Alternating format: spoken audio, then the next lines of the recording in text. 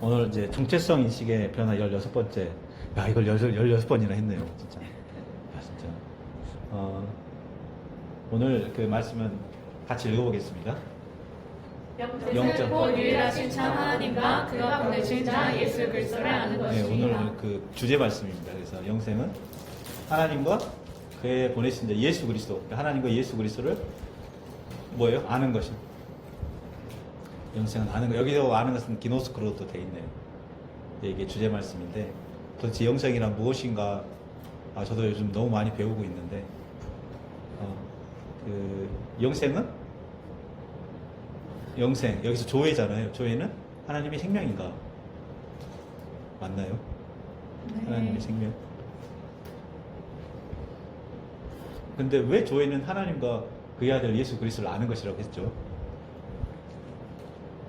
이게 무슨 말이냐면 영생은 할 때 영생은 헬라어로 영생은 이것이다. 이것은 바로 하나님과 예수 그리스도를 아는 것이다 라고 헬라어 원어에는 그렇게 써있대요. 영생이란 정의는 이것이다. 근데 그것은 하나님의 생명이라고 얘기하는 게 아니라 하나님과 그의 아들 예수 그리스도를 아는 것이다 라고 요한복음에서 얘기를 하고 있습니다. 그래서 우리는 단순히 어떤 살아있는 생명을 받았다라고 얘기하는데 성경에서는 그의 아들 예수 그리스도를 아는 것이라고 얘기를 하고 있습니다. 이 부분이 이제 의미하는 바가 크다고 생각합니다. 또 이제 지금도 그 크리스 목사님 그리스도의 의식이라는 테이프 7개 시리즈를 지금 계속 듣고 있는데 한 30번, 40번 이상 들으니까 이제 조금 귀가 열려가지고 그 단어의 의미라든가 이런 것들이 와닿았는데 크리스 목사님의 생명의 정의, 영생의 정의는 여기서도 동일하게 하나님의 생명과 연결되는 것이라고 얘기를 하고 있습니다. 생명은. 그래서 살아있다. 기독교에서 살아있다의 정의는 하나님의 생명과 연결되어 있다. 하나님의 생명의 영향력을 받고 있는 상태. 그거를 살아있다라고 얘기를 한대요. 그리고 그럼 죽었다. 사망은 무엇일까요? 하나님의 생명의 영향력이 끊어진 상태. 하나님의 생명의 연결이 끊어진 상태를 죽었다라고 얘기를 하고 있습니다. 생명은 오직 하나님께로부터만 오는 것이고 그 하나님의 생명의 공급이 끊어진 상태를 살았다 얘기하고 연결된 것을 끊어진 걸 죽었다 얘기하고 연결되어 있는 것을 살았다라고 얘기하는 것처럼 이 생명에 대해는 하나님의 그 가지고 있는 생명과 연결되어 있는 거예요. 이걸 생명이라고 얘기하는 거죠. 단순히 우리가 생명을 받은 게 생명이 아니라 그 생명과 연결되어 있는 것을 살았다. 그리고 생명이라고 얘기합니다. 같이 읽어보겠습니다. 하나님과 예수 그리스도를 아는 것이나 하나님의 생명과 연결되어 그분을 인격적으로 알고 누리는 관계. 예, 하나님과 그리스도를 아는 것이라는 정의가 이렇게 될 수 있다고 생각합니다. 그래서 그 하나님의 생명과 연결되어서 그분과 인격적으로 연결되어 있는 관계. 그래서 저는 이 기노스코 에이도 에피그노시스에서 가장 중요한 것은 연결과 관계라고 이제 생각이 들었어요. 연결과 관계. 연결은 생명의 영향력을 공급하는 측면에서는 연결이라고 할 수가 있고 우리가 하나님의 자녀라는 생명 측면으로서 우리가 연결됐다면 그건 관계라고 얘기할 수가 있어요. 그래서 단순히 뭔가 내가 그 죽었다 갑자기 살아난 게 아니라 생명과 연결되었고 그 연결을 통해서 내가 그분을 인격적으로 교제할 수 있는 관계로 들어갔다. 이것이 바로 하나님과 예수 그리스도를 아는 것이다 라고 합니다. 그리고 이것이 바로 뭐라고 해요? 조회다 라고 얘기하고 있습니다. 그러면 하나님의 생명과 연결되었다는 게 도대체 무슨 의미냐? 연결을 얘기하면 늘 생각나는 게 우리가 포도나무와 가지로 생각하시면 돼요. 연결. 하나님의 생명과 연결됐다는 것은 요한복음 15장 5절을 같이 읽어볼게요. 나는 포도나무여 너희는 가지라. 그가 내 안에 내가 그 안에 거하면 사람이 열매를 많이 맺나니 나를 떠나서는 너희가 아무것도 할 수 없습니다. 포도나무는 가지와 하나가 되는 거죠. 가지는 또 어떻게 보면 연결되어 있는 거죠. 바로 포도나무에 연결된 가지가 바로 생명과 연결됐다는 것을 가장 잘 설명할 수 있는 말이에요. 그러면은 연결되었다는 뜻은 뭐예요? 여기 힌트가 있는데 뭐죠? 연결되었다는 게 색깔로 내가 다 힌트를 줬는데 그가 내 안에 그렇죠? 이게 바로 연결이에요. 그가 내 안에 내가 그 안에 있는 것이 연결입니다. 그가 내 안에 내가 그 안에.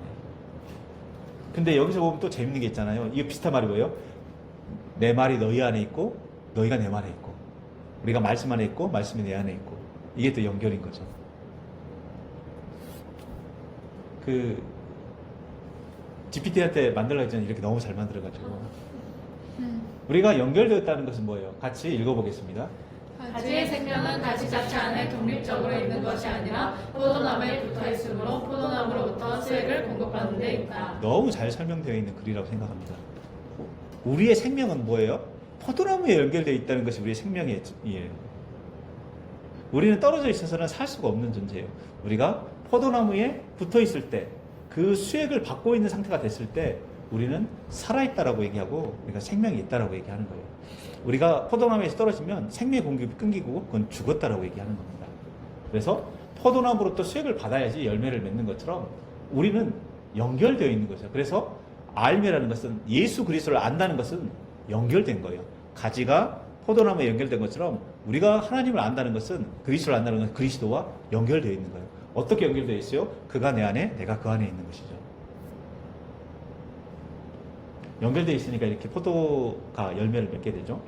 그러면 영생이란, 다시 한번 읽어볼게요. 영생이란 영생이란 생명의 근원이시 그리스도께 연결되어 그분으로부터 생명의 공급을 지속적으로 받는 것이다. 그분의 생명을 지속적으로 받는 거예요. 그게 바로 뭐예요? 하나님과 그의 아들 예수 그리스도를 아는 것이에요. 하나님과 그의 아들 예수 그리스도를 아는 것은 지식적으로 하는 게 아니라 그분과 연결되어서 그분으로부터 나는 생명의 공급을 우리가 풍성히 받는 거예요. 그게 영생이에요. 그래서 생명이란, 영생이란, 다시 한번 마지막으로 정리를 하면 뭐예요? 독립적으로 살아가는 능력을 얘기하는 게 아니에요. 내가 독립적으로 살아있다, 움직인다는 얘기하는 게 아니라 생명은 성경에서 말하는 거 같이 읽어보겠습니다. 생명의 근원과 연결되어 공급받는 것. 이게 생명이에요. 이게 하나님과 그의 아들 예수를 아는 것이고 우리가 포도나무 그리스도에게 가지로 붙어 있는 거예요. 그게 생명인 거예요.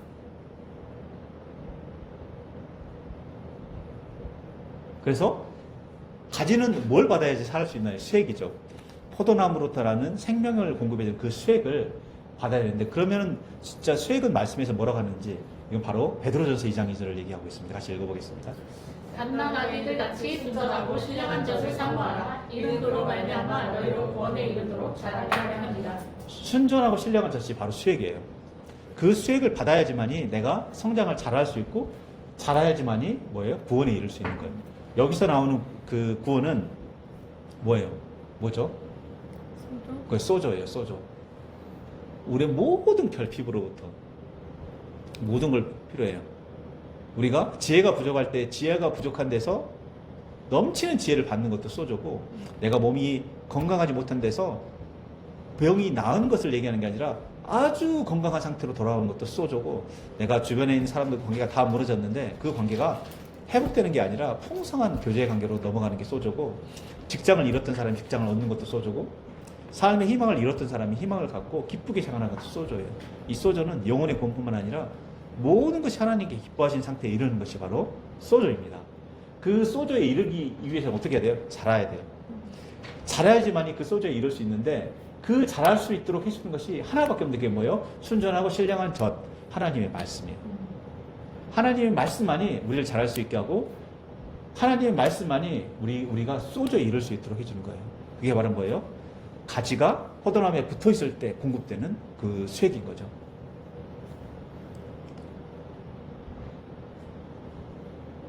여기 가지에 붙어 있는데 이렇게 붙어 있는 거예요. 수액이 공급이 잘 될까요? 안 떨어진 게 하나님의 기적이죠. 그래서 포도나무에 대해서 지식적으로 많이 아는데 열매가 하나도 없어요. 이렇게 내가 많이 안다라고 생각하면서 성장했다고 생각하는 사람이 많이 있을 것 같아요. 근데 이 가지가 성장하지 않았다는 증거가 뭘까요? 열매가 하나도 없어요. 열매가 하나도 없는 거예요. 왜 열매가 없을까요? 자라지 못했기 때문에. 왜 자라지 못했을까요? 예, 그 온전하고 신령한 젖을 먹지 못했기 때문에.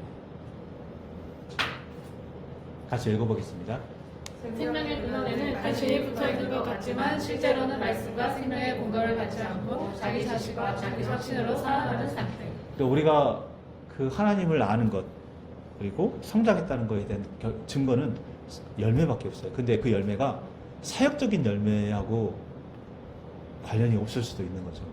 내가 뭔가 사역을 한다고 해서 내가 성장한 게 아니라 이 성령의 열매, 사랑과 온유와 희락과 이 성령의 열매들, 그리고 영혼 구원의 열매들이 있어야 되는 거죠. 그 열매가 없다면 성장하지 못한 거예요. 그가 아는 지식들은 뭐예요? 에피그노시스에 가까운 게 아니라 그노시스인 거죠. 그냥 지식적으로 알고 있는 지식이 되는 거죠. 그래서 이 포도나무에 대한 정보를 아는 것은 지식일 뿐이지 생명에 대한 풍성한 공급을 누리게 해주지는 않습니다. 반드시 그 하나님에 대한 정보적인 지식으로부터 출발해야지만 그 지식에 머물러 있는 것은 그 사람의 소조를 경험하게 해주지는 못하는 거죠. 그래서 이와 같이 성장을 잘하지를 못하게 하는 몇 가지 이유가 있는데 첫 번째 이유는 뭐예요? 같이 읽어보겠습니다. 수액 자체의 공급을 받지 않는 거예요. 네, 젖을 먹지 않는 거예요. 세상에 있는 정보와 이런 걸 먹다 보니까 젖이 안 땡겨요. 먹는 시중을 하지만 그 젖이 내 몸에 영양분을 공급되지 못해요. 그러면 뭐예요? 자라기가 어려운 거죠. 자라기가 30년 동안 자라지 않은 경우도 있고 50년 동안 자라지 않은 경우가 있는 거죠. 두 번째 뭐예요? 가지 안에 통로가 막힌 거예요.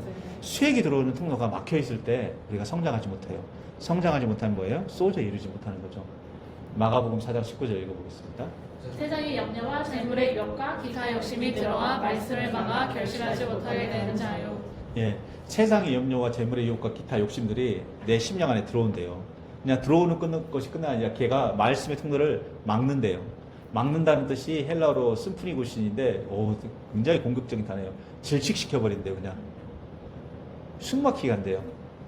아예 그냥 제대로 된 동백경화 같은 거예요. 아주 그냥 흐르지 못하게 떡 막는 거예요. 그래서 결실하지 못하는, 열매를 맺지 못하게 한대요. 그게. 다음 또 뭐가 있나요? 불필요한 가지와 잎이 너무 많을 때. 가지는 뭐 어마어마하게 많은데 찾아봤는데 열매가 하나도 없어. 뭐 그럴듯해. 나무가 이거 뭐 있을 것 같은데 뒤져봤더니 아무것도 없어. 말짱 빵 거죠. 이게 뭐예요? 경건의 모양은 있으나 경건의 능력이 없는 거예요. 모양은 겉보기에는 그럴듯해 보이는데 내용이 없고 열매가 없는 거예요. 이제 찾아보면 히브리서 11장 12장 1절 읽어보겠습니다. 이러고 우리에게 구름같이 둘러싼 허다한 증인들이 있으니 모든 무거운 것과 얼매이기 쉬운 죄를 벗어버리고 인내로서 우리 앞에 당하게 공주를 하며. 어떻게 해야 돼요? 모든 무거운 것, 불필요한 가지를 쳐야 돼요. 내 삶에서. 열매를 맺기 위해서 모든 영양분을 뺏어가는 아무런 의미 없는 격가지를 쳐야 돼요. 그걸 치지 않으면 열매를 맺을 수 없는 거예요. 그게 바로 모든 무거운 것들, 내가 믿음의 경제를 하기 위해 붙잡고 있는 것들,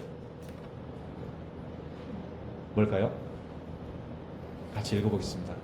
과도한 염려. 두 번째, 지나친 일의 분조와 세 번째, 사람의 인정에 대한 집착, 네 번째, 재물에 대한 과한 의지, 다섯 번째, 세상 성공에 대한 압박, 그리고 불필요한 관계 앓기, 거의 상처와 후회의 느낌, 자기일과 자기 확신, 습관적 이교의식. 네. 진짜 불필요한 관계들이 있어요. 그런 걸 끊어내야 돼요. 불필요한 관계들이 있습니다. 굳이 잘 지낼 이유는 없어요. 끊어야 할 건 끊어버려야 돼요. 그리고 지나친 일에 분주함. 저한테 좀 해당되는 건데. 예. 그리고 뭐요? 사람의 인정에 대한 집착. 그리고 성공에 대한 그 압박감. 하고 비교하는 거. 누구는 사역을 어떻게 하는데 나는 어떻게 하나 비교하는 거. 하고 자기 스스로 옳다라고 생각하는 그 생각들. 이것도 꽤 많아요. 성경에서 말씀에서 말하는 것들 받아들이고 내 생각은 이런데라고 내가 가지고 있는 생각에 대한 확신들, 이런 것들이 내가 열매 맺는 삶으로 가는데 큰 걸림돌이 된다고 합니다. 이런 것들은 뭐예요? 이런 거에 뭐예요? 불필요한 가진데 이걸 어떻게 해야 돼요?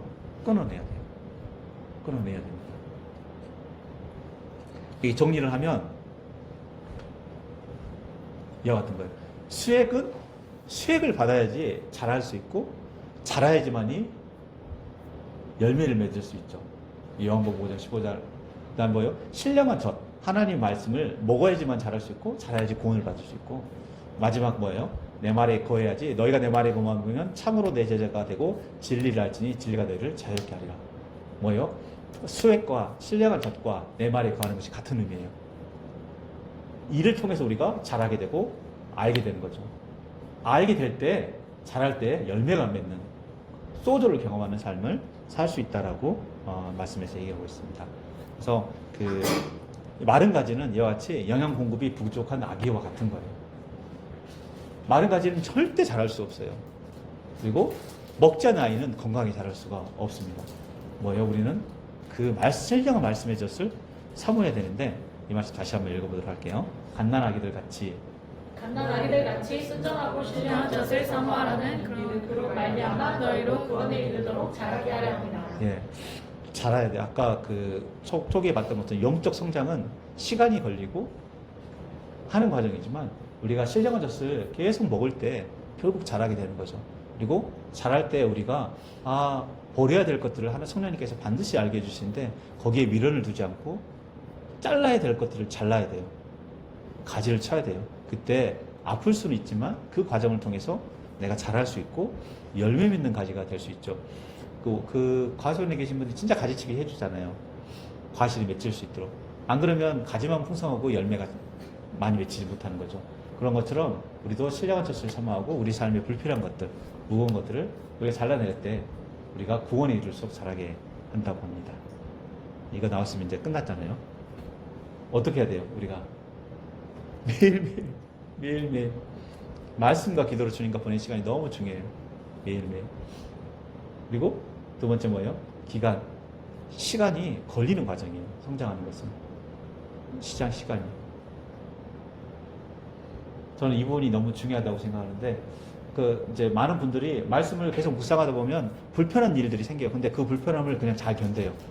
근데 그 불편함은 성령님께서 주시는 불편함일 수 있어요. 그러면 말씀으로 주는 가책이라든가, 말씀을 주는 경고라든가, 말씀을 통해서 내가 느끼게 되는 불편함이 있는 그 불편함 되는 거에 대해서 깊이 생각하고 그것을 내가 잘라버려야 될지 꺼내야 될지에 대해서 신중하게 생각해서 그걸 실천하는 것이 너무 중요하다고 생각합니다. 그래서 말씀을 통해 메시지가 왔을 때 거기에 대해서 내가 세상적으로 손해가 본다 하더라도, 세상적으로 불편해진다 하더라도 그 말씀과 반대되는 것이 있다면 그걸 내가 절제하거나 끊어내는 선택이 너무 중요하다고 할 수 있습니다. 그때 비로소 우리가 자랄 수 있게 되고, 자라면 열매는 주님이 맺게 해주시는 거죠. 예, 오늘은 이것으로 말씀 마치겠습니다.